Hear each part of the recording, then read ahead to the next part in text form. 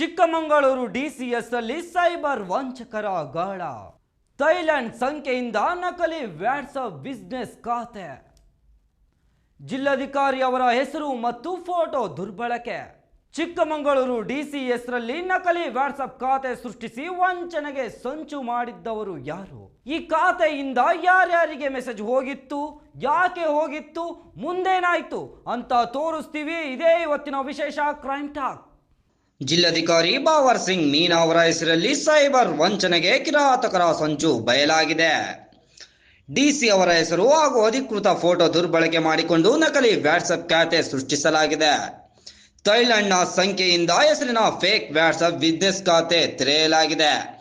ಈ ಖಾತೆಯಿಂದ ಸಾರ್ವಜನಿಕರು ಹಾಗೂ ವಿವಿಧ ಇಲಾಖೆಗಳ ಅಧಿಕಾರಿಗಳಿಗೆ ಮೆಸೇಜ್ ಕಳಿಸಿ ಪರಿಚಯ ಬೆಳೆಸುವ ಪ್ರಯತ್ನ ಮಾಡಲಾಗಿದೆ.